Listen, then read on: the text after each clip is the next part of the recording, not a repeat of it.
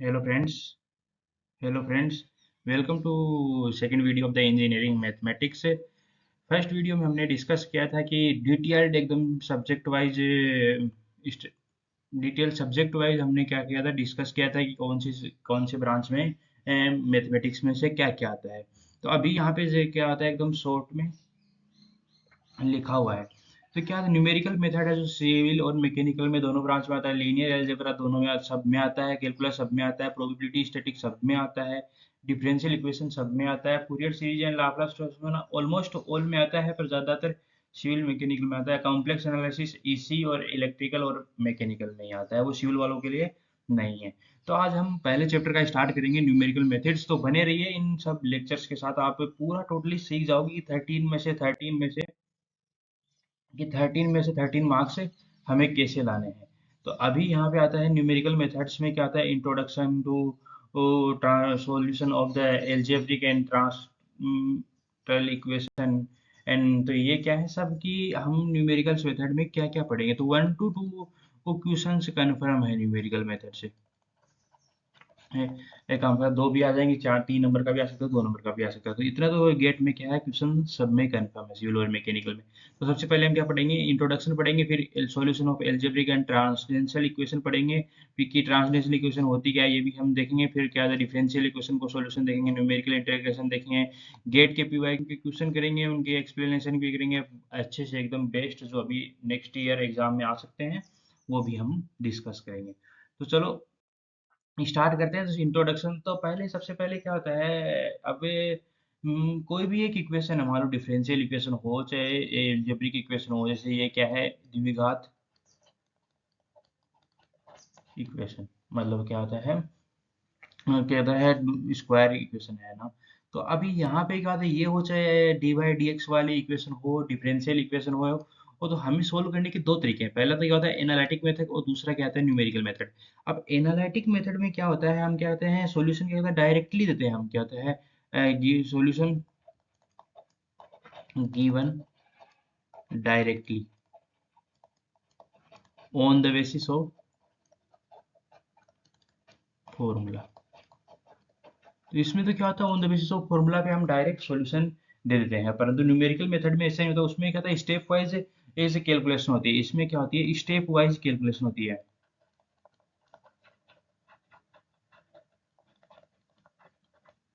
ठीक है। अब यहाँ पे एनालिटिक मेथड में जैसे हम देखेंगे कि ये मान लो कोई भी एक क्यूबिक इक्वेशन है या स्क्वायर इक्वेशन है।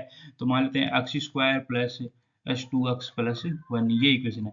अब इसका अगर हम एनालिटिक मेथड से सोल्व करेंगे तो हमें पता है एक्स बराबर क्या आएगा, minus b plus minus under root b square minus four a c upon one two a. ये हमें फॉर्मूला याद है। अब ये फॉर्मूला याद है तो हम इसके रूट से निकाल सकते हैं रूट। परंतु अब रूट्स निकालने के लिए इसे तो निकाल लिया, परंतु अब मान लो यहाँ पे क्या था, एक्स की power 10 plus 9 x cube plus 6 x की पावर 4 प्लस 10, ऐसी इक्वेशन आ गई। तो अब इसको सोल्व कैसे करेंगे। अब इसको सोल्व करने के लिए हमें न्यूमेरिकल मेथड की आवश्यकता पड़ेगी। तो यहाँ पे हम सीधा डायरेक्ट फॉर्मूला नहीं रख सकते और उससे सॉल्यूशन नहीं निकाल सकते। तो इसके लिए क्या न्यूमेरिकल मेथड की नीड हमें पड़ी। तो अब न्यूमेरिकल मेथड क्या होता है कि गेटिंग सम सॉल्यूशन, इसमें भी सॉल्यूशन लेते हैं, परंतु वो स्टेप वाइज कैलकुलेशन करते हैं using some algorithm, using some algo. तो एल्गोरिथम को यूज करते हैं। तो आप अभी समझ गए होंगे एनालिटिक मेथड क्या होता है और क्या होता है न्यूमेरिकल मेथड क्या होता है। हम बेस्ट तरीके से स्टडी करेंगे, आप बस देखते रहो और आपको दूसरी जगह समझने की जरूरत ही नहीं पड़ेगी। अब हमें पता है इक्वेशन दो प्रकार की होती है, एक तो एल्जेब्रिक इक्वेशन हो जाएगी और एक ट्रांसडेंशियल। अब एल्जेब्रिक इक्वेशन में सब आ गई, जैसे a x square plus b x plus c x cube, क्या होता है क्यूबिक क्या था फोर्थ पावर की हो, चाहे सेकंड पावर की हो, चाहे थर्ड पावर की हो, और सब आ जाएंगे। अब एल्जेब्रिक इक्वेशन का तो क्या होगा, जैसे क्या था a naught plus a one x ये प्लस क्या था a two x square plus a three x cube, ऐसे ऐसे ऐसे मान लो तो ए एन एक्स की पावर एन। तो अब ये क्या एल्जेब्रिक इक्वेशन है, इसमें कुछ भी रख दो, a one a two a three की वैल्यू, और फिर बाद में आ जाएगी कॉन्स्टेंट होगी। तो a one a two a three क्या होता है constant, a naught a one और ए टू क्या है, ये क्या है कॉन्स्टेंट। तो ये तो क्या आ गई एल्जेब्रिक की इक्वेशन आ गई। अब एलजेब्रिक इक्वेशन आ गई तो फिर बाद में हमें क्या करना है, ट्रांसडेंसल इक्वेशन भी देखना है।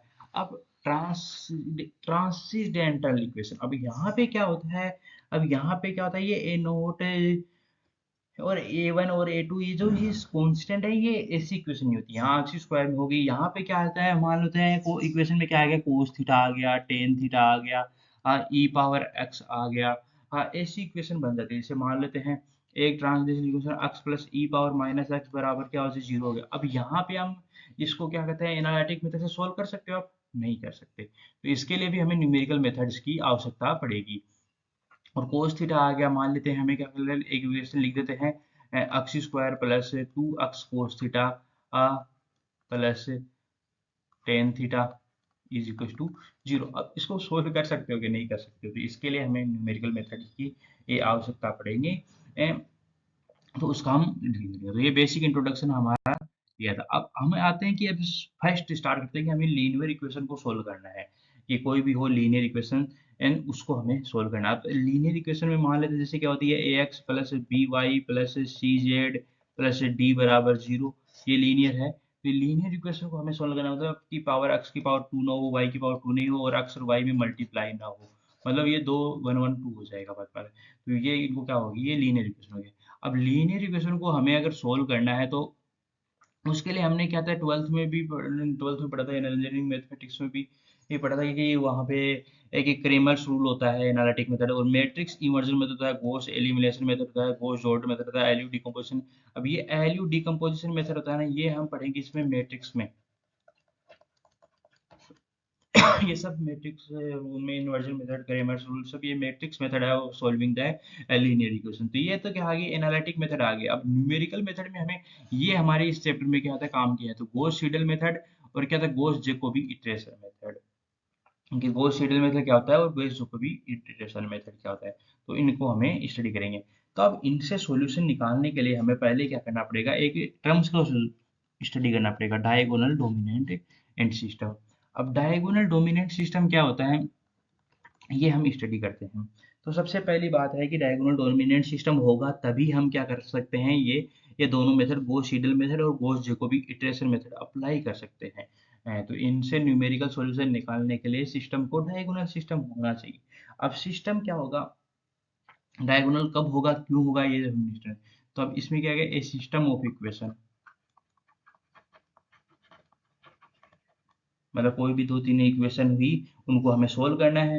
अब सोल्व करना है तो उसको क्या कहेंगे, system of equation if diagonal element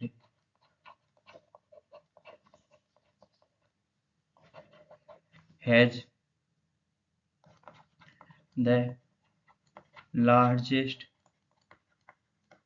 numerical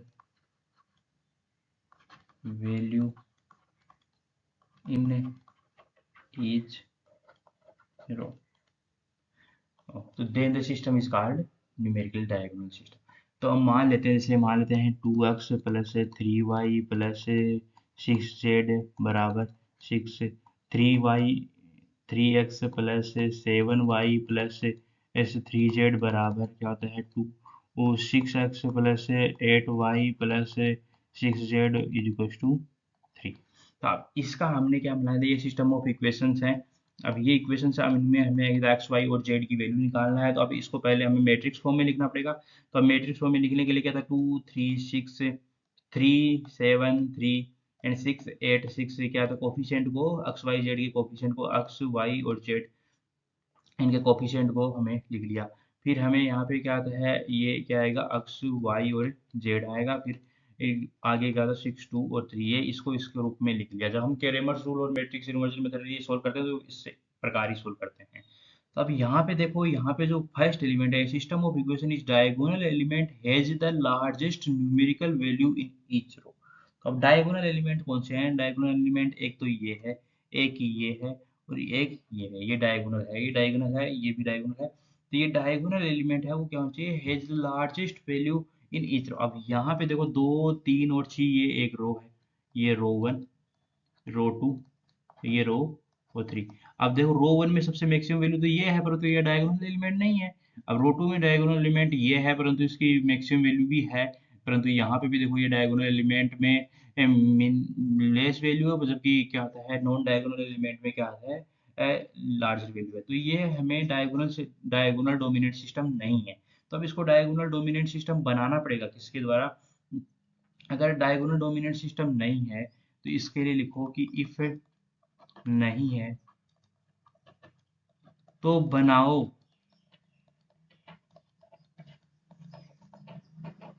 रो और कॉलम ऑपरेशन से। ऐसे तभी क्या कर सकते हैं हम इस क्वेश्चंस का सॉल्यूशन निकाल सकते हैं कि गॉस सीडल और गॉस जैकोबी मेथड से। तो ये समझ गए आप डायगोनल डोमिनेंट सिस्टम बना लेंगे जब क्वेश्चन सॉल्व करेंगे उससे पहले। ठीक है। अब इसके बाद में आते हैं हम डायरेक्ट क्वेश्चन पे जाते हैं कि कैसे सॉल्व करते हैं, कि ये मेथड क्या होता है, गॉस जैकोबी मेथड और गॉस सीडल मेथड से दोनों से कैसे सॉल्व करेंगे। तो मान लेते हैं पहले अब पहला क्वेश्चन ये है, अब इसको हम गॉस जैकोबी से सॉल्व करेंगे और गॉस और सीडल मेथड से भी सॉल्व करेंगे। फिर आप सेकंड क्वेश्चन ये क्या करेंगे होमवर्क में आप सॉल्व करना। तो पहला हम क्वेश्चन हम सॉल्व करते हैं कि गॉस जैकोबी इटरेशन से और गॉस और सीडल मेथड से। तो सॉल्यूशन लिखते हैं। तो ये ध्यान से रखना एकदम कि यहाँ से क्वेश्चन से हम डायरेक्ट अंडरस्टैंड नहीं कर लेंगे क्वेश्चन आया तो वो कैसे बनाना है। तो यहाँ पे आपको क्वेश्चन पढ़ो find the second iterative value of z by these method से। हमें क्या चाहिए? सेकंड इटरेटिव वैल्यू चाहिए कि गॉस जैकोबी और गॉस सीडल मेथड से। तो चलो स्टार्ट करते हैं। तो सबसे पहले ये इक्वेशन है तो इनको क्या होता है कि रखो डायगोनल डोमिनेंट सिस्टम बनाना पड़ेगा। Diagonal check. तो फर्स्ट क्या करो वो चेक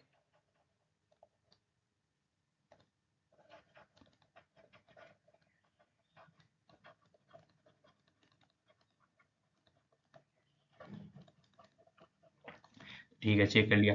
तो अब चेक करेंगे कि 2x प्लस इसका मैट्रिक्स फॉर्म में लिखो 2 10 और 1 10 1 1 और 1 1 और 5। ठीक है ये। अब देखो यहाँ पे क्या होगा, इसका डायगोनल एलिमेंट ये नहीं है, यहाँ पे देखो ये भी नहीं है, यहाँ पे देखो ये सब मैक्सिमम वैल्यू तो ये है जो डायगोनल में नहीं आ रही। तो अब इनको रो ऑपरेशन लगा के हमें डायगोनल में बनाएंगे। तो अब यहाँ पे क्या करो रो वन और रो टू को वो चेंज कर दो। तो रो वन और रो टू को चेंज कर दो तो ऑपरेशन लगाओ, क्या ऑपरेशन लगाओ r one interchange and r two. ठीक है। तो ये ऊपर चला जाएगा 10 1 1 हो जाएगा, फिर 2 10 1 हो जाएगा और 1 1 5 हो जाएगा। अब यहाँ पे चेक करो कि डायगोनल डोमिनेंट सिस्टम है क्या। ये देखो डायगोनल डोमिनेंट सिस्टम है, क्योंकि यहाँ पे क्या हो गया जो डायगोनल एलिमेंट्स है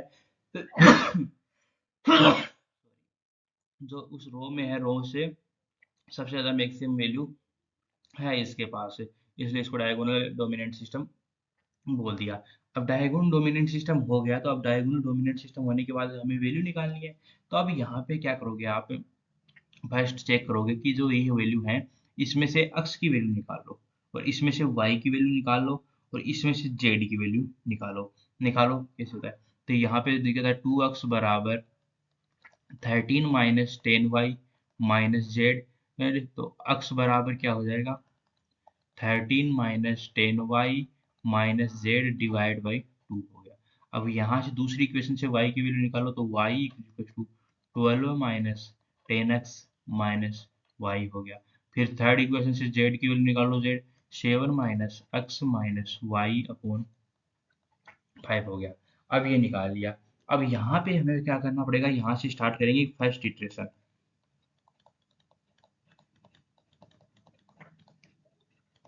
तो अब यहाँ से जो वैल्यू निकलेगी वो फर्स्ट इटरेटिव वैल्यू बनेंगे। अब इटरेशन कैसे करेंगे ये ध्यान रखना।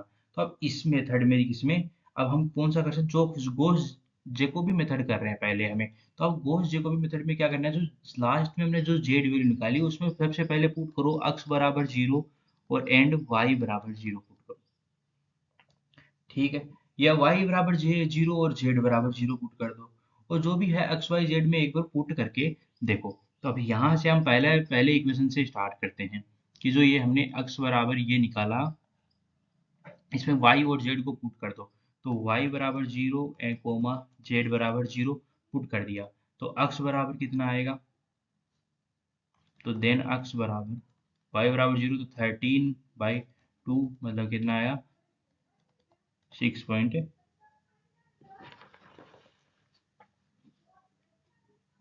कितना है,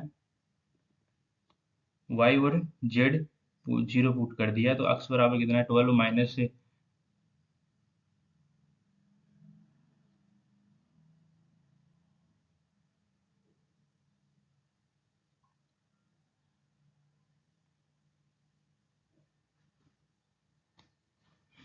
तो अभी आपको पता चला हमने क्या मिस्टेक की है यहाँ पे। अब देखो मिस्टेक यहाँ पे की, हमने इसको इंटरचेंज तो कर दिया था, फिर बाद में इक्वेशंस तो हमने इससे बनाई जो पहले से पढ़ा था, तो इसको इंटरचेंज कर दिया तो बाद में उसके इक्वेशन बनानी पड़ेगी, तो ये हमने यहाँ पे मिस्टेक कर दिया। तो बस यही ध्यान में रखना होगा, जैसे छोटी मोटी मिस्टेक हो जाती है फिर बाद में क्वेश्चन सोल्व नहीं होता, अच्छे से इटरेटिव वैल्यू नहीं आती। तो अब यहाँ पे हम देखते हैं कि पहली इक्वेशन वापस से कैसे निकालेंगे। अभी यहाँ पे ध्यान रखो कि ये जो कांस्टेंट है उसको भी ये ऊपर 12 आ जाएगा, फिर 13 आएगा, फिर 7 आएगा, ये आगे वाले क्या है कांस्टेंट वैल्यू है। तो अब यहाँ पे इक्वेशन लिखो, तो अब यहाँ पे इक्वेशन लिखो तो अक्स बराबर क्या हो जाएगा, क्या हो जाएगा 12 माइनस वाई माइनस इनस जेड अपॉन क्या हो जाएगा 10 हो जाएगा। अब दूसरी इक्वेशन से हमें y निकालना है, तो y निकालने के लिए क्या करेंगे, 13 माइनस इनस टू एक्स माइनस जेड बराबर क्या हो जाएगा 10 आ जाएगा।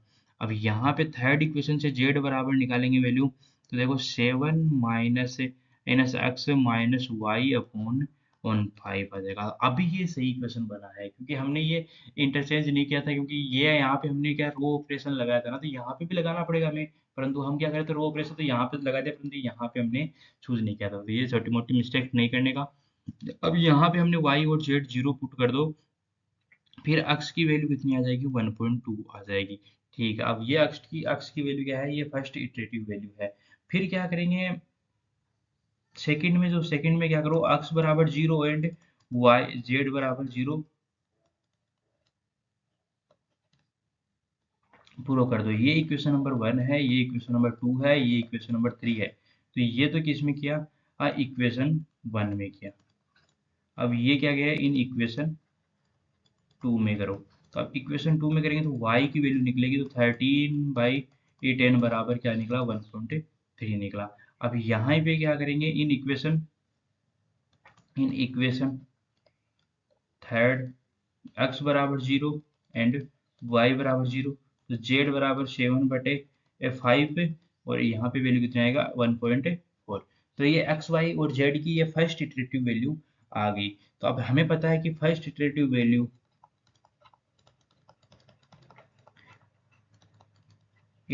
वैल्यूज बराबर, तो x बराबर 1.2, y बराबर क्या हो गया 1.3, और z बराबर कितना हो गया 1.4 आ गया। अब परंतु हमें क्या चाहिए सेकंड इटरेटिव वैल्यू, तो अब हम क्या करेंगे सेकंड इटरेशन लगाएंगे। अब सेकंड इटरेशन कैसे लगाएंगे, जो ये x और y और z की वैल्यू है ये इसमें पुट करते जाएंगे, और फिर x की वैल्यू दूसरी आएगी। अब y और z को 1.3 और 1.4 इसमें पुट करेंगे तो x की वैल्यू एक नहीं आएगी, तो x बराबर कितना आएगा 12 माइनस इनस y कितना है 1.3 और z कितना है 1.4 और डिवाइडेड बाई 10 आएगा। तो x की फर्स्ट इटरेटिव वैल्यू आ जाएगी, तो first iterative second iterative value कितना आ जाएगी वो 0.3 आ जाएगा। अब इसी प्रकार y में पुट करेंगे, ये अक्सर अक्सर और z का मान पुट करेंगे, तो y is equal to 13 minus twice into क्या होता है x 1.2 माइनस z कितना है 1.4 और डिवाइडेड बाई कितना आ गया 10। तो y की वैल्यू कितनी आ गई, ये हमें यहाँ पे कैलकुलेट करो, और 2 इंटू वन 2.4 आ जाएगा, यहाँ पे 1.4 आ जाएगा। तो आप कैलकुलेशन करोगे तो बाद में क्या आएगा 0.9 के अराउंड आएगा, 0.92 के अराउंड। इसी प्रकार जेड का वैल्यू निकाल लेंगे हम, यहाँ पे क्या करेंगे एक्स बराबर ये पुट करेंगे, वाई बराबर ये पुट करेंगे, फिर जेड की वैल्यू निकालेंगे, तो जेड की वैल्यू के बराबर आएगी ये 0.90 के अकॉर्डिंग आएगी। तो ये हमारा क्या आ गया आंसर आ गया, ऐसे निकालेंगे। तो सबसे पहले हमने क्या किया, यहाँ पे हमने क्या किया कि चेक करो पहले कि डायगोनल डोमिनेंट सिस्टम है या नहीं। अगर नहीं है तो रो ऑपरेशन लगा के कॉलम ऑपरेशन लगा के डायगोनल सिस्टम, कि नो ऑपरेशन लगा के कॉलम ऑपरेशन लगा के डायगोनल सिस्टम बनाओ। अगर डायगोनल सिस्टम अगर नहीं बना तो फिर बाद में अगर डायगोनल सिस्टम बनाओ। अब बना दे तो उसमें रो ऑपरेशन लगाया तो जो कांस्टेंट वैल्यू थी उसका भी ध्यान रखो कि रो ऑपरेशन लगा के बाद में ये वैल्यू भी हमें चेंज करना है। फिर एक्स वाई जेड में एक इक्वेशन निकालो, फर्स्ट से इक्वेशन एक्स से निकालो, वाई से निकालो, थर्ड इक्वेशन जेड से निकालो। फिर आप अलग भी निकाल सकते हो फर्स्ट वाई जेड से, वो कोई मतलब नहीं है। फिर वाई जेड पहले पुट करो, एक्स वाई जेड को मतलब जीरो जीरो पुट करके एक्स वाई जेड की एक नई वैल्यू निकालेंगे, उसको क्या बोलेंगे फर्स्ट इटरेटिव वैल्यू बोलेंगे। फिर मतलब उसी वैल्यू को यूज करके सेकंड इटरेटिव वैल्यू निकालेंगे जो इसमें एक्स वाई जेड में पुट करके। इस प्रकार के आज जो को भी बताए। अब वो शीडल मेथड में भी क्या करते हैं, ऐसे ही करते हैं, परंतु वहां पे जस्ट थोड़ा सा चेंज। अब जैसे यहाँ पे हमने पहले क्या किया, वाई जीरो और जेड जीरो लेके अक्स की वैल्यू निकाल दी। अब यहाँ पे हमने इक्वेशन टू में भी अक्स की वैल्यू जीरो ली, परंतु उसमें क्या होता है, जो अक्स की वैल्यू जो पहले आएगी वो अक्स की वैल्यू अभी यहाँ पुट कर देंगे, फिर जेड की वैल्यू और जीरो पुट करेंगे और निकालेंगे। तो चलो हम आगे सोल्व करते हैं इसी क्वेश्चन को हम वापस से किससे, जो गॉस सीडल मेथड से, कि तो कितनी इटरेटिव वैल्यू आती है। तो चलो पेन स्टार्ट करते हैं। तो अभी हमने यहाँ पे ये बना लिया था, तो यहाँ पे ये लिख लेता हूँ कि x बराबर 12 माइनस वाई माइनस जेड आया। तो क्या आया, x बराबर 12 माइनस वाई माइनस जेड बराबर 10 आया, और y बराबर कितना आया, 13 माइनस 2x माइनस जेड बराबर 10 आया। और जेड बराबर कितना है, 7 minus x minus y upon 1 आया। ठीक है, ये आ गया। अब इसके बाद में क्या आएगा, आप अभी यहाँ से निकाला तो हमने क्या किया, यहाँ से y बराबर जीरो और z बराबर जीरो पुट करके हमने क्या निकाला, x की वैल्यू कितनी निकाली, 1.2 निकाली। ठीक है, निकाल ली। अब x की वैल्यू 1.2 यहाँ से निकली और y z की वैल्यू हमने क्या दिया, जीरो पुट किया, तो अब ये वैल्यू यहाँ से चलती जाएगी फर्स्ट इटरेशन में। तो अब यहाँ पे क्या करेंगे, हम यहाँ पे ये पुट करेंगे इस इक्वेशन नंबर 2 में कि x बराबर तो क्या पुट करेंगे, 1.2 पुट करेंगे, और z बचा तो z बराबर जीरो पुट करेंगे। तो ऐसे इसमें सोल्व करेंगे। अब उसमें क्या किया था हमने, क्या जीरो, इसको भी जीरो लेके इसको भी जीरो लेके फर्स्ट इटरेटिव वैल्यू निकाली थी, परंतु यहाँ पे फर्स्ट इटरेशन में ही हम जो पहले वैल्यू आई है इसको हम यूज कर लेंगे इसमें। तो ये पुट करेंगे तो यहाँ पे देखो y बराबर कितना आता है, y is equal to 13 minus जैसे 1.2 से 2 से मल्टीप्लाई करेंगे तो कितना आएगा, 2.4 माइनस जीरो अपॉन 1 आएगा। 13 में से 2.4 गया, 13.0 इंटू 2.4 में 10 में से गया 6 गया, तो में से 10.6 बचा। तो 10.6 में 10.6 डिवाइडेड बाई 10, तो y इक्वल टू कितना, 1.06 आ गया। अब यहाँ पे इसको मिटा देते हैं। अब ये x की वैल्यू आ गई, y की वैल्यू आ गई, अब z की वैल्यू हमें निकालनी है। अब यहाँ पे x भी है, y भी है, तो यहाँ पे अब क्या करेंगे, x की वैल्यू कितना पुट करेंगे, 1.2 पुट करेंगे, और y की वैल्यू क्या पुट करेंगे, 1.06 पुट करेंगे। जो हमें पहले आ गई है उन वैल्यू को हमें पुट करना होगा। तो अब x की वैल्यू यहाँ पे पुट किया, कितना आएगा, तो z इज इक्वल टू क्या होता है, 7 माइनस 1.2 माइनस 1.06 डिवाइडेड बाई कितना आएगा, 5 आएगा। तो z की वैल्यू अराउंड कितनी आएगी, ये हम क्या भी कैलकुलेट करते हैं। तो ये मैं कैलकुलेट करता हूँ कैलकुलेटर से, आप भी कैलकुलेट कीजिए कितना आता है, फिर चेक कीजिए कि ये सही आता है।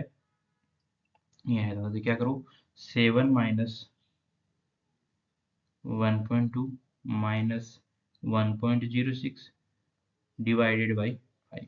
तो यहाँ पे कितना आया, 0.948। तो ये तो क्या है, फर्स्ट इटरेशन वैल्यू। अब तो फर्स्ट इटरेशन वैल्यू कितनी आई, ये फर्स्ट इटरेशन से कितनी आई, फर्स्ट इटरेशन x बराबर 1.2, y बराबर 1.06 और z बराबर 0.948, ये आ गया। तो अब सेकेंड इटरेशन निकालना है, तो यहाँ पे अभी यहाँ y और z है, तो अब ये y और z पुट करेंगे, तो सेकेंड इटरेशन में वापस से वैल्यू यहाँ पे पुट करो। सेकेंड इटरेशन में वैल्यू पुट करेंगे तो x इक्वल टू वाई बराबर, यहाँ पे पुट करो y इज इक्वल टू 1.06 और z इज इक्वल टू 0.948। ये वैल्यू हमें यहाँ पे पुट करेंगे तो कितना है, 12 minus minus y minus z, तो y कितना 1.06 माइनस 0.948 डिवाइडेड बाई 10, तो x इज इक्वल टू आ जाएगी वैल्यू, कितनी आ जाएगी, अभी कैलकुलेट करते हैं कि 12 minus 1.06 minus 0.948 is equal to divide by 10। तो यहाँ पे कितनी आई? 0.9992। तो अभी ये x की वैल्यू आ गई, तो अभी हमें दूसरी इक्वेशन में ये x की वैल्यू पुट करनी है। तो x बराबर अब क्या पुट करना है? 0.9992। ये उसमें मतलब जो जैकोबी में ऐसे नहीं था, परंतु इसमें क्या है, गॉस जो सीडल में क्या है, जो वैल्यू आ गई उसको भी आगे आके पुट करते जाओ। और यहाँ पे x तो यहाँ पुट करेंगे, और z की वैल्यू कितना है ये यहाँ से लेंगे 0.94 और 8 आएगा। तो अब यहाँ पे क्या आएगा? y की वैल्यू आएगी बराबर क्या? 13 - 2 into 0.9992 minus Z 0.948 divided by 10 आ गया। तो यहाँ से करते हैं कि 13 - 2 इंटू 0.9992 माइनस 0.948 डिवाइडेड बाई 10। तो यहाँ पे कितना आया? y की वैल्यू कितनी आई? 1.0054 आई। अभी ये y और x z की वैल्यू अभी यहाँ पे पुट करेंगे, तो x बराबर क्या है? 0.9992 और y बराबर क्या है? 1.0054। तो अब z की वैल्यू बराबर क्या आएगा? 7 minus x minus y upon divided 5। तो z बराबर कितना वैल्यू आया? 7 माइनस 0.9992 माइनस 1.05 1.054। तो ये 4.91 आया डिवाइड बाई 5 से, तो 0.99 आया। तो 0.9 आया। तो अब ये वैल्यू जो जेड की इटरेटिव वैल्यू आई है वो गॉस जैकोबी से ज़्यादा आती है। तो मतलब इसमें क्या आएगा? ज़्यादा वैल्यू आती है। तो क्या होता है? वैल्यू वो क्या करता है? ओवर एस्टिमेट करता है, मतलब ज़्यादा वैल्यू आती है किसमें? गॉस सीडल मेथड में। और गॉस जैकोबी मेथड में क्या आती है? कम आती है। उसमें यहाँ पे कितना आया था? 0.9 के अराउंड आया था। तो आप समझ गए होंगे कि गॉस जैकोबी और गॉस सीडल्स मेथड का हम कैसे सोल्व करेंगे, कि फर्स्ट इटरेशन वैल्यू कैसे निकालेंगे, सेकंड इटरेटिव वैल्यू कैसे निकालेंगे। इसी प्रकार अब इन डाटा को यूज करके थर्ड इटरेटिव वैल्यू निकाल सकते हैं। तो फिर आगे की वीडियो आती है कि अब सेकंड आ गया, हमने लीनियर इक्वेशन को सोल्व कर लिया। अब लीनियर इक्वेशन के बाद हम क्या करेंगे? एलजेब्रिक इक्वेशन को सोल्व करेंगे। अब एलजेब्रिक इक्वेशन को हमें अगर सोल्व करना है तो इसके लिए एनालिटिक मेथड होता है, और एक क्या होता है? न्यूमेरिकल मेथड होता है। सबके लिए होता है, ये कोई भी इक्वेशन होता है। एनालिटिक मेथड में क्या होता है? हम डायरेक्ट हम सोल्व कर सकते हैं। जैसे क्या होता है? 2x² प्लस s3x प्लस 1 बराबर 0 होता है। तो इसका क्या करेंगे? हमें क्या होता है? रूट्स निकाल सकते हैं। किसे -b+-b² माइनस -4 ac अपॉन क्या आता है? 2a अंडर रूट में। इससे निकाल सकते हैं, या डायरेक्ट क्या आता है? डायरेक्ट रूट निकाल दो, या क्या कहते हैं? डायरेक्ट एक्ट क्या कर लो, इसका क्या कर लो? उसके गुणनखंड कर लो, उसके भी निकाल सकते हैं। तो अब यहाँ पे हमें न्यूमेरिकल्स मेथड में क्या होते हैं? बाइसेक्शन मेथड होता है, रेगुलर फाल्सी होता है, सेकेंड मेथड होता है, और न्यूटन राफ्सन मेथड होता है। अब यहाँ से एक क्वेश्चन तो कन्फर्म है, मतलब ये न्यूटन राफ्सन से आ जाएगा नहीं, इन तीनों में से एक से आएगा। इनमें से आएगा नहीं, इनमें से इससे एक में आएगा। तो ये मोस्ट इंपॉर्टेंट है यहाँ का पार्ट, न्यूटन राफ्सन मेथड। तो चलो आज हम स्टडी करते हैं अभी। तो बाइसेक्शन मेथड पहले आता है। तो बाइसेक्शन मेथड में हम क्या करते हैं? ये क्या करता है? सबसे पहले हम इसका पॉइंट के बारे इसके बारे में थोड़ा समझते हैं। तो ये किस पे होता है? इंटरमीडिएट वैल्यू थ्योरम पे डिपेंड होता है। इंटरमीडिएट वैल्यू थ्योरम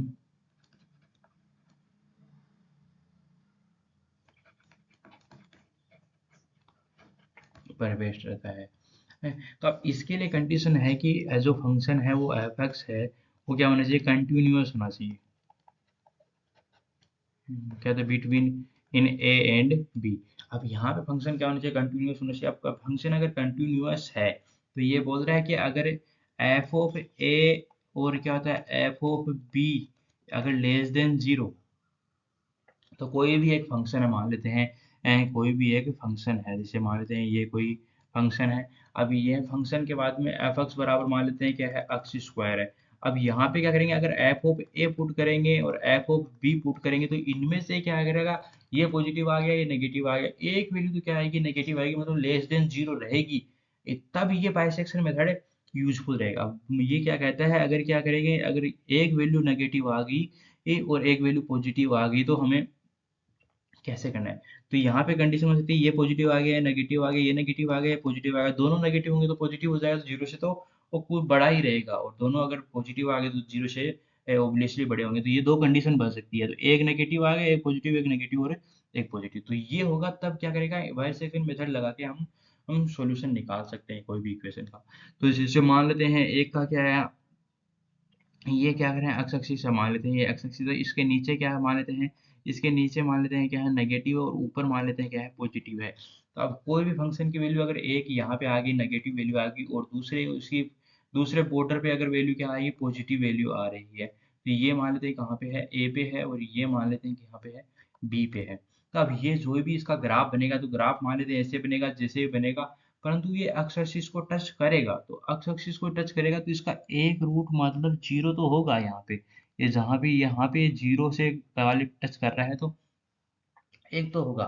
तो मतलब इसका कहता है कि अगर ये कंडीशन फॉलो करती है, तो देन देयर एग्जिस्ट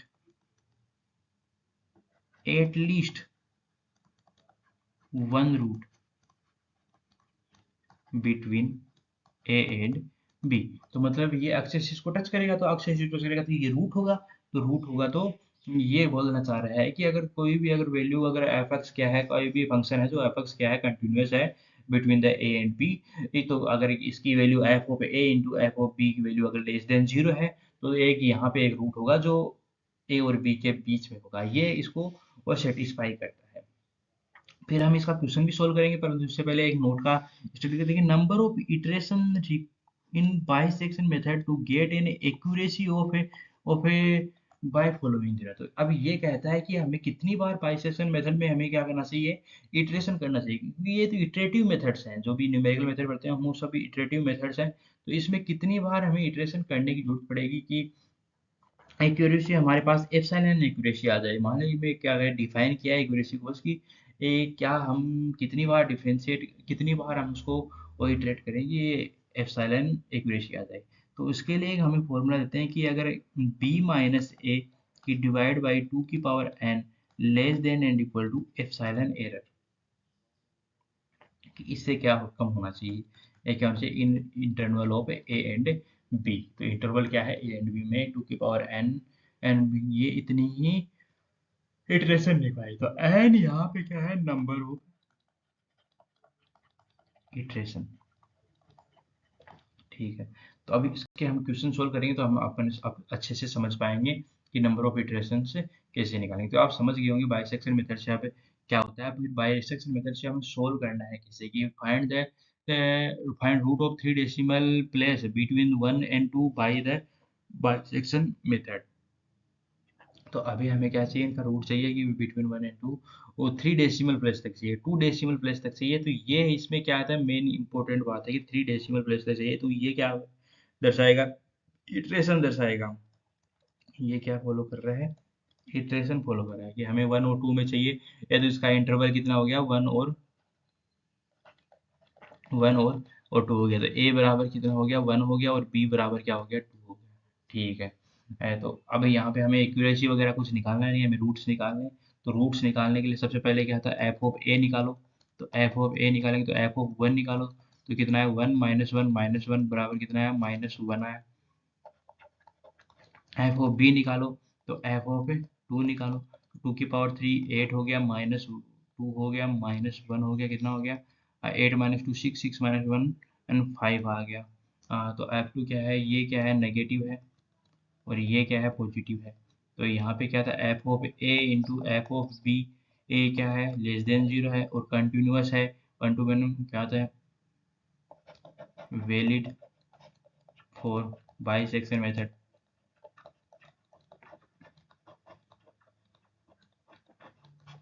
ठीक है, तो अब सबसे पहले हमें क्या निकालेंगे, फर्स्ट इटरेशन।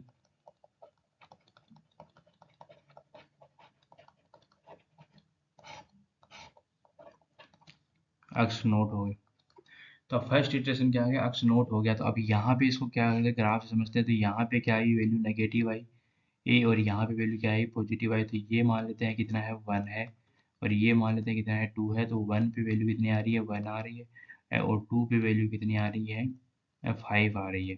तो यहाँ से ऐसा कोई ग्राफ बनेगा, तो ये 0 वैल्यू आएगी। तो यहाँ से अब क्या करेंगे हम, पहले एक्स नोट निकालेंगे। तो एक्स नोट निकालने के क्या करेंगे, दोनों को आपस में जोड़ देंगे। क्या कर देंगे, जोड़ देंगे। तो अब यहाँ पे क्या करेंगे, ये 1 है और ये 2 है, तो इनके एकदम मिड पॉइंट पे निकालते हैं कि वैल्यू कहाँ आता है। मतलब जस्ट हम अज्यूम करें कि कहाँ से एकदम हम 0 वैल्यू होती है एक्स एक्सिस पे, वो हम निकाल रहे हैं। तो एक्स नोट बराबर क्या था, a plus b divide by two, 1 plus 2 divide by two, तो कितना है 1.5 है। अब 1.5 इधर आएगा, ये 1 2 है, तो ये 1.5 क्या आता है, इधर से आएगा लगभग, इधर से आएगा। तो ये मान लेते हैं कितना है, अक्स नोट है। अब अक्स नोट पे वैल्यू पुट करो कि पॉजिटिव आती है क्या, तब हमें फिक्स होगा कि ये एफ नो अक्स नोट इधर है। तो एफ ऑफ अक्स नोट मतलब एफ ऑफ 1.5 निकालो। तो कितनी वैल्यू आई, तो 1.5 का क्यूब माइनस 1.5 माइनस 1, तो सॉल्यूशन करो कितना आता है, 0.875। तो ये भी क्या है, पॉजिटिव है। तो मतलब अक्स नोट क्या था, यहाँ पे आ गया। तो ये यहाँ पे भी नहीं है क्योंकि यहाँ पे तो वैल्यू बहुत है और दिख रही है। तो ये क्या है, अक्स नोट ये थोड़ा सा इधर है, एकदम जस्ट बगल में है। तो यहाँ पे क्या है, अक्स नोट आ गया। ठीक है, अक्स नोट आ गया। अब यहाँ से अक्स नोट और आ गया, तो यहाँ पे हमें ये वैल्यू मिल गई। तो ये 1 और अक्स नोट से हम अक्स 1 लेते हैं अभी। ये दूसरा सेकेंड लेते हैं, सेकेंड इटरेटिव वैल्यू चूज करते हैं। मान लेते हैं अक्स वन चूज किया। हाँ, तो अक्स नोट तो ले लिया, तो अक्स नोट है प्लस में क्या है, अब अक्स नोट है प्लस में, इससे हम इटरेटिव वैल्यू निकालें क्योंकि यहाँ तो आया नहीं, यहाँ आया तो इससे निकालते। तो ये और ये अब इनके बीच में है, ये पॉइंट क्या था, ये और ये इनके बीच में, तो इससे निकलेगा इटरेशन वैल्यू।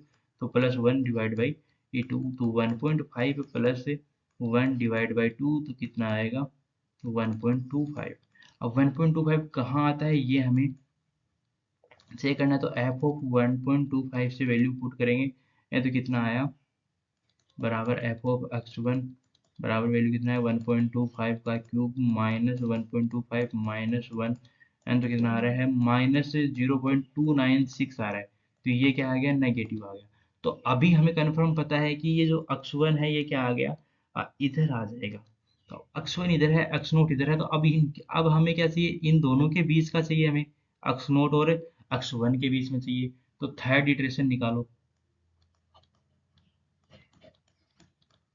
तो क्या निकालो, एक्स टू बराबर x note plus x one divide by to,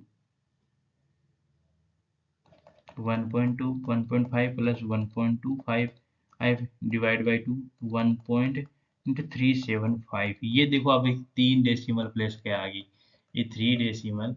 जैसे जैसे आप आगे कर जाएंगे तो डेसिमल से बढ़ जाएंगे, 3 डेसिमल प्लेसेस। अभी यहाँ पे देखो 2 डेसिमल प्लेस आया, यहाँ पे 1 डेसिमल प्लेस आया था, फिर 3 डेसिमल प्लेस आ गया। तो ये अभी हमें आंसर में आ जाएगा। तो ये क्या हो गया, अपना आंसर हो गया। तो इस प्रकार जस्ट नजदीक जाते जाएंगे, नजदीक, इस पे भी पूरा फिक्स नहीं है 0 होगा क्योंकि ये एकदम जस्ट बगल में है इसके, एकदम जस्ट क्या है, बगल में है, तो उसको हम मान सकते हैं। ठीक है, अब यहाँ पे आता है, अब यहाँ पे आता है दूसरा क्वेश्चन है कि तीसरा क्वेश्चन है, mind the minimum number of iteration required for bisection method in the solution of equation of f of x बराबर x cube plus 3x plus 7 बराबर 0 और 1 और 2 में करता है, और एरर कितनी होना चाहिए। यहाँ पे ये क्वेश्चन पूरा लिखा है कि एरर अगर कितनी होनी चाहिए, एरर 10 की पावर -3 से ज़्यादा नहीं होनी चाहिए। तो उसके लिए कितना हमें नंबर ऑफ इटरेशन चाहिए, तो एरर दिया होगा तभी तो हमें कि इतना तो इटरेशन चाहिए चाहिए। तो अभी यहाँ पे पता है हमें क्या करेंगे, b माइनस ए की power 2 power n into n iteration, number of iteration है less than and equal to epsilon. तो अभी यहाँ पे a कितना है, a बराबर क्या है, a बराबर क्या है 1 है, और b बराबर क्या है 2 है। तो 2 माइनस 1, तो क्या आ जाएगा, इधर करते हैं 2 माइनस 1 अपॉन 2 की पावर बराबर n less than and equal to 10 की पावर -3। तो अब यहाँ पे क्या आ गया, 2 पावर n, यहाँ पे 1 आ जाएगा तो 1 के ऊपर चला जाएगा, तो 2 पावर n ग्रेटर देन 10 की पावर 3 हो जाएगा। फिर यहाँ पे हमें अभी यहाँ पे जो ये लोगेरिथम ले लेंगे तब ऐसे ऐसे सोल्यूशन निकालेंगे, क्योंकि अभी एन क्या है, तो पावर में है, तो ये इधर लोगेरिथम लेंगे तो इधर आ जाएगा। तो लोगेरिथम लेंगे तो क्या, लोगेरिथम, तो क्या था, N log 2 greater than equal to 3 log 10। ठीक है, फिर क्या था, N is equal to greater than equal to 3 a log 10 upon one क्या था log 2। तो अब यहाँ पे log 10 और log 10 2 की वैल्यू आप कैलकुलेटर में पुट कीजिए, निकालिए कि कितना आता है और फिर इसको 3 से मल्टीप्लाई कर दीजिए। तो यहाँ पे कितना आएगा, x greater than equal to 9.94। अब यहाँ पे क्या minimum number of iteration required, तो अब इटरेशन 9.96 तो ना हो सकता है। तो इटरेशन तो एक तो क्या होगा, इंटीजर वैल्यू होगा। तो n बराबर क्या हो जाएगा 10। तो 10 इटरेशन हमें चाहिए कि इतनी एक्यूरेसी आ जाए हमारे पास 10⁻³ अगर यहाँ पे चेंज हो जाएगा तो ये वैल्यू भी चेंज होती रहेगी, ज़्यादा हो जाएगी। तो इटरेशन जैसे ये जितनी कम एक्यूरेसी हमें, जितने कम हमें एरर चाहिए, क्या जितनी कम हमें एरर चाहिए और जितनी ज़्यादा हमें एक्यूरेसी चाहिए, तो जितना ही हमें ये इटरेशन, नंबर ऑफ इटरेशन की वैल्यू बढ़ जाएगी। ठीक ना, हमने ये कर लिया, बाइसेक्शन मेथड का भी क्वेश्चन सॉल्व कर लिया और अंडरस्टैंड भी कर लिया। फिर बाइसेक्शन मेथड के बाद में आता है सीकेंट मेथड। अब सीकेंट मेथड में क्या करते हैं, हम क्या करते हैं, हम इनवर्स इनवर्स से क्या होता है इंटरपोलेशन यूज करते हैं। और फिर क्या आता है रेगुलर पॉलिसी मेथड। अब यहाँ पे इनको अंडरस्टैंडिंग करने की जरूरत नहीं है, क्योंकि यहाँ पे क्या करते हैं, क्वेश्चन आता है परंतु वो डायरेक्ट क्वेश्चन आता है। अब डायरेक्ट क्वेश्चन आने के बाद में तो यहाँ पे इनको ज़्यादा अंडरस्टैंडिंग करने की जरूरत नहीं है, क्योंकि क्वेश्चन आएगा कि सेकंड मेथड से क्या करो, इसकी न्यूमेरिकल इंटीग्रेशन वैल्यू निकालो और रेगुलर फाल्सी मेथड से इसकी न्यूमेरिकल इंटीग्रेशन वैल्यू निकालो। तो उसका हमें डायरेक्ट क्वेश्चन सोल्व करना आना चाहिए। तो यहाँ पे हम फॉर्मूला लिखते हैं उसका, कि जनरल फॉर्मूला क्या होता है कि जिससे हम इटरेशन कर सकें, कि इंटरेशन वैल्यू निकाल सकें। तो अब यहाँ पे क्या आता है, जनरल फॉर्मूला आता है कि इसका सेकेंड मेथड का जनरल फॉर्मूला है कि x की पावर n+1 बराबर x की power n mine x subscript n upon function of x की power xn minus xn into function of xn-1 divided by the f of xn minus function of f of xn-1 आता है। क्या था वेहर, क्या था n बराबर 1 2 3 ऐसे चलता रहे। तो अब ये क्या है, हमें फॉर्मूला एकदम रिमेम्बर रखना, डायरेक्ट हमें कि क्वेश्चन आएगा तो डायरेक्ट हमें निकाल देगा। तो यहाँ पे क्या जनरल फॉर्मूला भी पूछ लेते हैं कि क्या था सेकंड एंड बताओ, थर्ड बताओ, थर्ड सेकंड में थर्ड रूट के लिए जो फॉर्मूला निकालते हैं वो बताओ। तो यहाँ पे क्या आता है, हमें डायरेक्ट हमें याद रखना होता है। तो अभी यहाँ पे मान लेते हैं हमें क्या है, अक्स नोट हमें क्या निकालना है, x2 निकालना है। तो अब इसमें हमें जनरल करते हैं, हमें क्या निकालना है, x2 निकालना है। तो मान लेते हैं x2 निकालना है, तो x2 निकालना है तो यहाँ n की वैल्यू कितना आएगा 1। तो अभी यहाँ n की वैल्यू कितना आ गया 1, तो x की वैल्यू निकाला तो n-1, तो मतलब x नोट हो गया, मतलब n बराबर हमने पुट किया 1। तो यहाँ पे क्या आ गया, x2 आ गया, यहाँ पे कितना आएगा x नोट आ गया, और यहाँ पे कितना आएगा f ऑफ x1 आ जाएगा, माइनस क्या आएगा x n की जगह हमने क्या किया 1 पुट किया तो x1 हो गया, इंटू क्या था f ऑफ x नोट हो गया, अपॉन f ऑफ क्या होता है x1 माइनस क्या हो गया f ऑफ x नोट हो गया। तो ये फॉर्मूला बन गया, x2 निकाल लिया। अब हमें क्या कहता है, बिटवीन हमें x और x नोट और x1 पे हमें वैल्यू दी हुई होगी, मतलब पहली फर्स्ट दो कंसिडर, इसमें क्या था टू वैल्यूज आर टू, इसमें क्या था two values are x naught और x1 should be given. And तो क्या होता है इसमें, क्या होता है नंबर ऑफ गेस, मतलब जो हमें क्या था हमें गेस करना है, वो गेसेस वैल्यू हमें पहले से दी होगी कि इसके बीच में कोई भी हमें एक रूट चाहिए, कि इसके बीच में कोई भी रूट निकालो, मतलब 2 और 3 के बीच में कोई रूट निकालो तो x नोट और x1 इसको ले लेंगे। या फिर क्या बोलेंगे 3 और 4 के बीच में कोई भी एक सेकंड मेथड से क्या था रूट फाइंड आउट करो, और तो क्या था 3 और 4 दिया तो हमें 3 और 4 ले लेंगे, x नोट और x1 ले लेंगे। तो ऐसे दो वैल्यू इसमें क्या होता है दी हुई होगी, तो ये थोड़ा कहते हैं लेंदी रहता है, परंतु इसमें क्या है पहले से वैल्यू दी होगी, तो x2 निकाल सकते हैं, x3 निकाल सकते हैं। ऐसे हमने मान लेते हैं x3 हमें निकालना है, तो x3 हमें निकालना है, तो यहाँ पे क्या करेंगे, x n की वैल्यू क्या करेंगे 2 पुट करेंगे तभी तो होगी x3। तो यहाँ पे क्या आएगा x1 इंटू एफ ऑफ क्या था x2 माइनस से क्या होता है x2 into F of x1 upon क्या था f of x2 minus F of x1। तो ये फॉर्मूला बन जाएगा। फिर यही आता है कि रेगुलर फार्सी का भी हमें डायरेक्ट फॉर्मूला हमें याद रखना होगा, क्योंकि डायरेक्ट फॉर्मूले से क्वेश्चन बनेगा, हमें ज़्यादा करना ही नहीं बकचोदी हमें, कि सीधा हमें या डायरेक्ट फॉर्मूला याद रखो और उससे उससे क्वेश्चन बनाओ। तो अभी यहाँ पे क्या होता है x इज इक्वल टू क्या निकालेंगे, a into function of b minus b into function of a upon क्या होता है function of b minus function of a। तो वेयर क्या आएगा, F A into F of be less than 0 होना चाहिए। तो ये फॉर्मूला आ गया। अब यहाँ पे ये सेकेंड में क्या होता है, जरूरी नहीं है एंड नो नीड टू, और की क्या होता है, एक नेगेटिव हो, एक पॉजिटिव हो और एक क्या हो, नेगेटिव हो।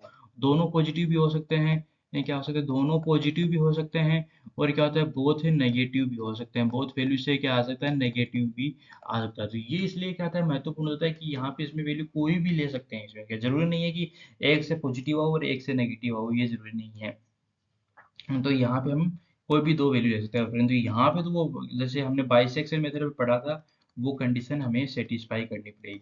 ये तो ये है इसका इटरेटिव फॉर्मूला है। डायरेक्ट क्वेश्चन भी आता है कि क्या रेगुलर फाल्सी का इटरेटिव फॉर्मूला लिखो, और क्या था सेकेंड मेथड का सेकेंड इटरेटिव फॉर्मूला लिखो, थर्ड इटरेटिव फॉर्मूला लिखो। ये डायरेक्ट क्वेश्चन भी आ जाता है। ठीक है, फिर आता है, हम आगे देखते हैं कि ये नोट पढ़ते हैं कि बाद में इसमें क्या था डिफरेंस, ये देखते हैं कि ये सब मेथड्स में डिफरेंस में क्या होता है, कि ये इनको अलग अलग हमने सीख रखे हैं। फिर हम न्यूटन राप्सन मेथड को हम पढ़ेंगे। तो नोट पहला आता है कि जो हम अक्स नोट वैल्यू चूज कर रहे हैं, और जो अक्स नोट वैल्यू चूज कर रहे हैं, वो ऐसे चूज करो कि जो उसका डेरिवेटिव जीरो ना हो। कि जो हम क्या कर रहे हैं, अक्स नोट चूज अक्स नोट इन सच ए वे, जिसमें हम क्या था अज्यूम कर रहे हैं ना, तो ऐसे करो कि जिसमें क्या होता है, एवडेस ऑफ एक्स नोट क्या हो, जीरो नहीं हो। एंड क्या था, क्लोज टू रूट, और नहीं मतलब डाइवर्ट हो जाएगा। एंड क्या था, क्लोज टू रूट नहीं होना चाहिए,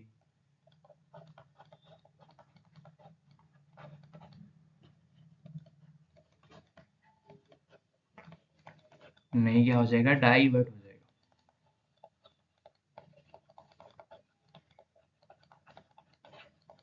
डाइवर्ज हो जाएगा। तो अब यहाँ पे हम डिफरेंस देखते हैं कि कौन सबसे तेज है, कौन से हम धीरे निकालते हैं, कौन से हम तेज निकालते हैं। तो ये हमें अभी स्टडी करेंगे कौन सा मेथड तेज है। तो अभी यहाँ पे हम क्या था, रेड कलर ले लेते हैं। तो अब बाइसेक्शन मेथड से हमने क्या किया, वहां पे हमने नंबर ऑफ गैसेस कितने लिए थे, बताओ आप। दो लिए थे, क्योंकि यहाँ पे ए और बी थे, दो मेथड थे।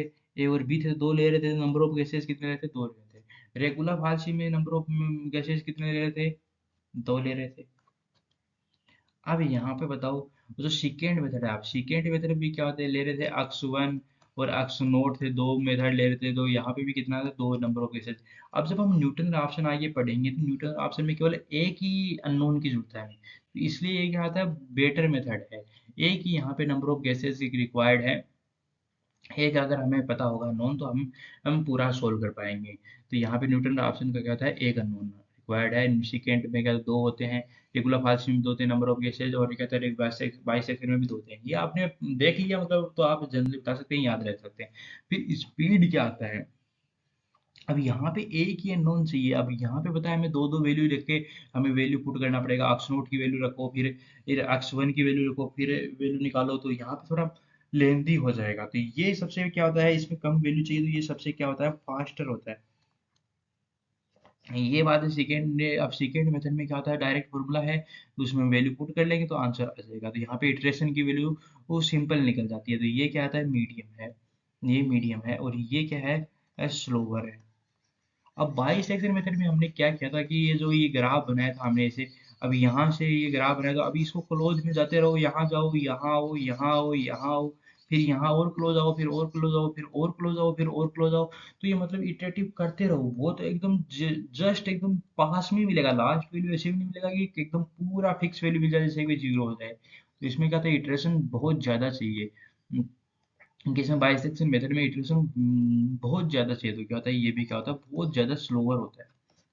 ठीक है, अब यहाँ पे क्या था, ऑर्डर ऑफ कन्वर्जेंस होता है, जो हमें याद रखना है कि यहाँ पे इसका भी क्या होता है, ऑर्डर ऑफ कन्वर्जेंस कितना होता है, वन। तो डायरेक्ट क्वेश्चन आता है यहाँ पे कि बाइसेक्शन मेथड का ऑर्डर ऑफ कन्वर्जेंस वन होता है, स्टेटमेंट वाले क्वेश्चन में आ सकता है। यहाँ पे क्या होता है, इसका भी कितना होता है, वन होता है। इसका कितना होता है, 1.62 होता है सेकेंड मेथड का। अब यहाँ पे क्या होता है, ऑर्डर ऑफ कन्वर्जेंस कितना होता है, इसका क्या होता है, दो होता है। ये हमें रिमेंबर याद करना पड़ेगा। अब यहाँ पे टाइप क्या होता है, ये टाइप क्या होता है, क्लोज टाइप का होता है। ये भी क्या होता है, क्लोज टाइप का होता है। ये क्या होता है, ओपन टाइप का होता है, ये क्या होता है, ओपन टाइप का होता है। अ, ये इसका टाइप्स हैं, ये हमें याद रखना होगा, ये स्टेटमेंट वाले क्वेश्चन में आते हैं। फिर यहाँ पे ये क्या कहता है, बाइसेक्शन मेथड कन्वर्ट्स करता है या नहीं करता। ये कन्वर्ट्स करता है वैल्यू, क्योंकि जो दूर की वैल्यू थी फिर बाद में आपस में पास पास नजदीक वैल्यू लाता रहता है, तो ये क्या करता है, कन्वर्ज करता है। ये भी क्या करता है, कन्वर्ज करता है वैल्यू को। अब यहाँ पे क्या आता है, इन दोनों में क्या आता है, कंफर्म नहीं है कि कन्वर्ट्स करेगा नहीं करेगा, ज़्यादा होगा नहीं होगा, तो ये पता नहीं। तो यहाँ पे क्या आता है, मे और मे नॉट, मतलब कन्फर्म नहीं है। तो ये हमें यहाँ पे एक नंबर का क्वेश्चन बन जाता है, जो वो इम्पोर्टेंट हो जाता है।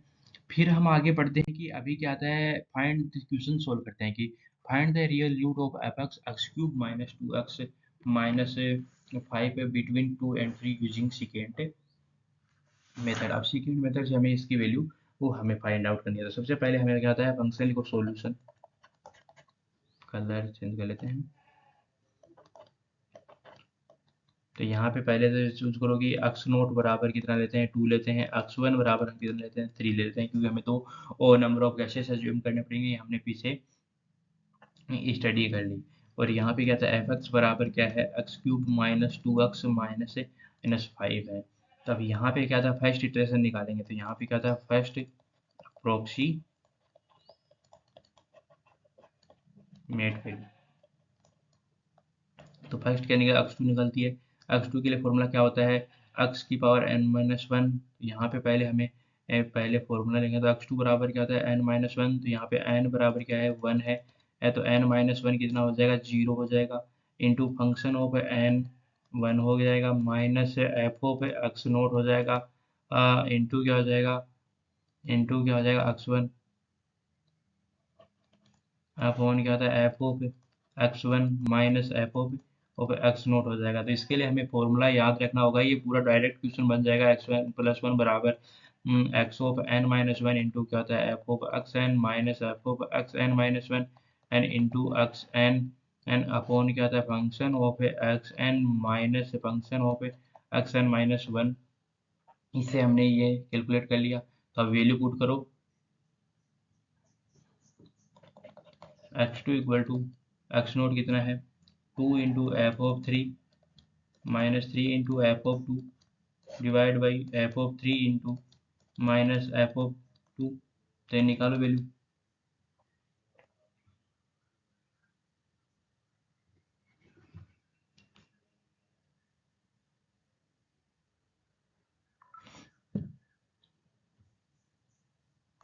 तो एक्स टू की वैल्यू कितनी आएगी, 2.058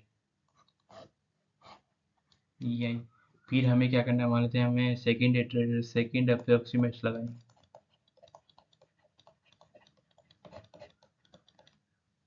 एक्स थ्री लगाएंगे। तो एक्स थ्री के लिए फॉर्मूला लिखो पहले, x three is two x N minus one. तो x one into F of x two minus x two into F of x one upon f of x two minus F of x one. तो यहाँ पे value put करो, three into function of 2.058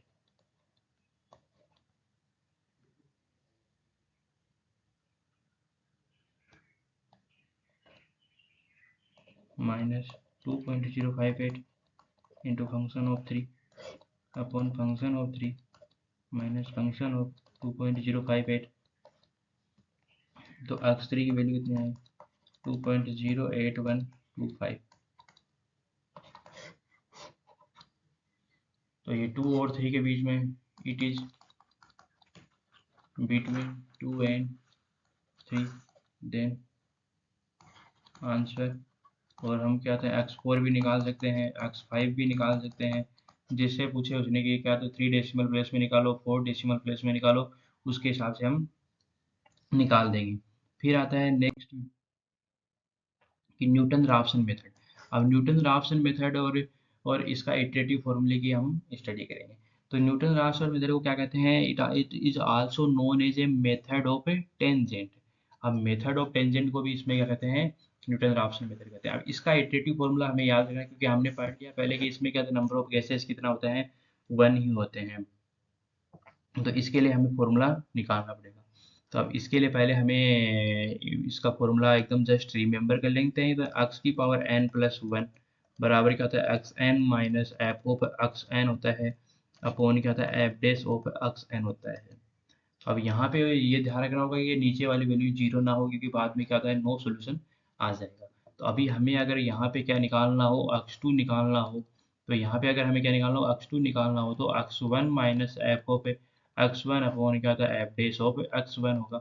और अगर हमें X three निकालना हो, तो X two minus F of x two upon क्या होता है, F dash of x two होगा। अब यहाँ पे देखो अननोन कितना है, एक यहाँ पे एक्स वन है, यहाँ पे अननोन क्या है, एक्स वन है, यहाँ पे अननोन क्या है, x2 है, तो मतलब एक ही अननोन है। तो उससे क्या होता है, ये सिंपल हो जाता है और ये फास्ट भी है सॉल्यूशन निकालने के लिए। तो ये हमने क्या कर लिया, इटरेटिव फॉर्मूला यूज कर लिया। तो अभी मान लेते हैं हमें कोई भी एक इक्वेशन दी हो, एफ एक्स बराबर क्या था, एक्स स्क्वायर माइनस क्या था, वन वन एंड सेवन हो, ये इक्वेशन दिया। तो इसका हमें निकालना है कि इटरेटिव इक्वेशन निकालो। ये इक्वेशन डायरेक्ट आता है कि न्यूटन राप्सन इक्वेशन निकालो, न्यूटन राप्सन की इटरेटिव रिलेशन निकालो, रिकर्सन रिलेशन निकालो। और ये क्या आता है, तो इसका क्या निकालेंगे, R E recursion relation of NR method. ठीक है, तो अभी हमें सबसे पहले क्या चाहिए, एफ डेस एक्स चाहिए। तो एफ डेस एक्स निकालो, एफ डेस एक्स बराबर कितना होगा, टू एक्स चाहिए। तो अभी हमें कितना चाहिए, मान लेते हैं एक्स एन प्लस वन बराबर क्या होता है, X N minus F of x N upon क्या था, F dash of x N. तो ये पुट कर देंगे। तो X of N plus one चाहिए हमें, तो X of N plus one चाहिए। तो यहाँ पे क्या करें, पुट करेंगे, तो एक्स एन यहाँ पे पुट होगा minus F of x N, इसमें एक्स एन पुट करो, एक्स एन का whole square minus one one N seven. अब यहाँ पे एफ डेज एक्स टू में एक्स एन पुट करो, तो यहाँ पे ट्वाइस ऑफ एक्स एन आ गया। तो ये क्या आ गया, इसका इटरेटिव इक्वेशन आ गई। अब इसको आगे आप इससे मल्टीप्लाई करके एलसीएम लेके सॉल्व कर सकते हो। वो मेरे को बताने की आवश्यकता नहीं है। तो फिर हमें एक और करते हैं, अगर हम ये मान लेते हैं कोई भी, कैसे मान लेते हैं, क्वेश्चन है थ्री अंडर रूट ए, इसका हमें क्या निकालो, क्या था, recursion equation and recursion relation of Newton Raphson equation का रिलेशन निकालो। अब यहाँ पे हमें क्या करना है, इसको एज्यूम कर लो कि x बराबर थ्री अंडर रूट ए, तो एक्स क्यूब माइनस ए बराबर क्या हो जाएगा, जीरो हो जाएगा। तो ये हमें अब इक्वेशन बन गई। तो अब इसका हमें निकालना पड़ेगा। तो हमें पता है कि एक्स एन बराबर क्या हो जाएगा, ये हो जाएगा, तो f of x n plus one बराबर x N minus F of x N, तो एक्स एन का cube minus a upon f dash x. तो एफ डेस एक्स क्या था, three x cube, three x square, तो three into x N का whole square. अब इसको solve कर लो, फिर सोल्व करने के बाद में जो भी आया वैल्यू, वो क्या हो जाएगा, उसका रिकर्सन इक्वेशन हो जाएगी। ए, तो ये इस प्रकार, ये इतना बहुत सरल है न्यूटन राप्सन मेथड। बस केवल आपको ये फॉर्मूला हमें एकदम याद रखना है, रट के रखना है। फिर इसके बाद में जो भी निकाले, एक्स टू निकाले, एक्स थ्री निकाले, एक्स फोर निकाले, एक्स फाइव निकाले, जो भी निकाले उसके हिसाब से हम निकाल देंगे। तो ये आप क्या था, समझ गए होंगे आप। अब यहाँ पे आता है कि जैसे हमें कोई भी मान लेते हैं, जो भी कोई भी एक क्वेश्चन सोल्व करना हो, तो हमें निकाल लेते हैं कि क्वेश्चन है, कि क्वेश्चन क्या है, what is the value of 1525 की पावर 0.2। अब ये आपने को दिख नहीं रहा कि ये क्वेश्चन क्या था, न्यूटन राप्सन मेथड से है, परंतु ये न्यूटन राप्सन मेथड से क्या आ जाएगा, सोल्व हो जाएगा। फिर दिया होगा कि टू डेसिमल प्लेस तक, ये कहाँ तक सोल्व करना है, टू डेसिमल प्लेस तक में सोल्व करना है। तो अब सॉल्यूशन करेंगे, तो जैसे हमने वहाँ पे रूट थ्री, इसका रूट थ्री ए का क्या था, बराबर एक्स मान के क्या था, तो यहाँ भी हम क्या करेंगे, बराबर एक्स मान लेंगे। तो एक्स इज इक्वल टू कितना है, 1525 की पावर अरे 0.2 हो गया। अब यहाँ पे 0.2 मतलब कितना होता है, 1/5 होता है, तभी तो क्या होता है 0.2 हो जाएगा। तो इसको 1/5 से लिख देंगे। तो यहाँ पे क्या है, एक्स इज इक्वल टू क्या होता है, 1525 की पावर 1/5। अब इसको यहाँ पे ट्रांसफर करेंगे, तो एक्स की पावर 5 माइनस 1525 है, बराबर 0 हो जाएगा। अब इसका हमें क्या आता है, एन आर मेथड लगाएंगे और एक्स की वैल्यू निकाल लेंगे। तो एन आर मेथड में क्या था, एक्स की पावर एन प्लस वन बराबर क्या था, एक्स एन माइनस क्या था, function of x N upon क्या था, F dash of x N होता है। तो हमें क्या चाहिए, एफ डेस ऑफ एक्स तो क्या आ जाएगा 5x⁴ हो जाएगा। तो अब ये वैल्यू इसमें पुट करो, वैल्यूज पुट, ठीक है पुट कर दिया।